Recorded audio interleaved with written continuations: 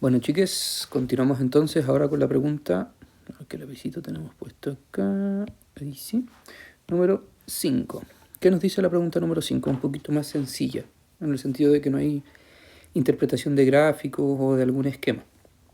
Las plantas, algas y las cianobacterias realizan fotosíntesis con el resultado, con la resultante liberación de oxígeno. Nosotros sabemos que lo obtienen como subproducto. Este tipo de fotosíntesis es una parte indispensable del flujo global de oxígeno en los ecosistemas. Sin embargo, existe otro tipo de reacción fotoquímica, la fotosíntesis sin producción de oxígeno, que se ha denominado como una fotosíntesis anoxigénica, considerando el origen del oxígeno en el proceso de fotosíntesis, liberado en la fotosíntesis. ¿Qué fenómeno debe ser reemplazado en los organismos que realizan fotosíntesis anoxigénica?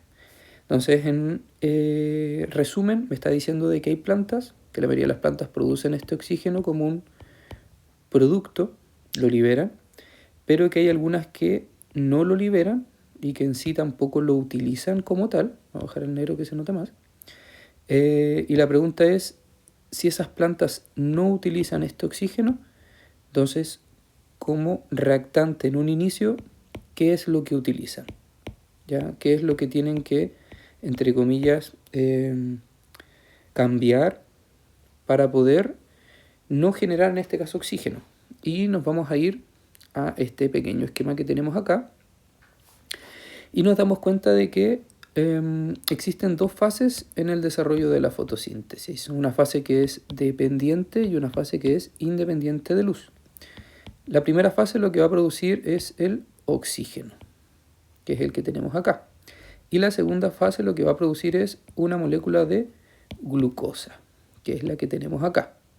Esta fase independiente de luz y esta fase es dependiente. Aquí vemos la energía de la luz solar. ¿Y qué me dice en este caso el enunciado? Hay algunas plantas, cianobacterias u organismos autótrofos que no producen este oxígeno. Y me pregunta qué fenómeno debe ser reemplazado en esos organismos que realizan esta fotosíntesis anoxigénica. Y aquí si me doy cuenta, el oxígeno el cual emiten estas plantas proviene del agua. ¿Ya? El agua es el que, a través de un proceso que se llama fotólisis, o sea, con la energía de la luz, de los fotones, rompemos en este caso la molécula del agua y nos quedamos con estos hidrógenos y nos quedamos por otra parte con los oxígenos, que son los que elimino como producto. Y estos hidrógenos, obviamente, a través de la cadena de electrones, son los que me terminan produciendo el ATP y el NADPH, que van a ser utilizados después en el ciclo de Calvin, la parte independiente, la que tenemos aquí. Vamos entonces. Dice, vamos a partir de la D a la A. El uso de CO2 como proveedor de átomos de oxígeno. Nos damos cuenta que el CO2 no tiene nada que ver con la producción de oxígeno como tal. Entonces esta queda eliminada. Vamos con la C. El uso de radiación solar como fuente de energía. No tiene mucho que ver, si bien es una parte esencial de este proceso dependiente de luz, pero no es el que provoca en sí directamente o de donde proviene el oxígeno. El uso de clorofila como captador de energía está relacionado con lo mismo, con esta captación de los fotones. Y el primero, ¿qué me dice? El uso de agua como donante de electrones.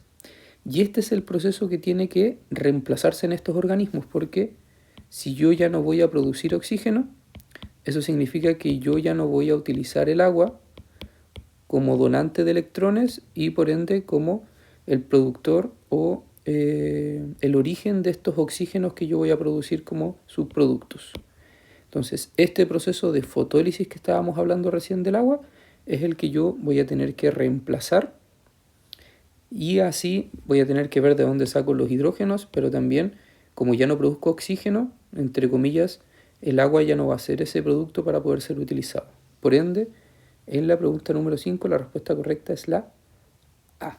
Aquí es importante tener claro cuáles son los reactantes y cuáles son los productos y sobre todo en cada uno de los casos. Porque aquí el CO2 me podría confundir que tiene una relación con el oxígeno, porque igual tiene dos moléculas de oxígeno, sin embargo estas moléculas son para la glucosa, no para ese oxígeno que se produce durante el día o la fase dependiente de luz. Entonces aquí nosotros nos quedamos con la letra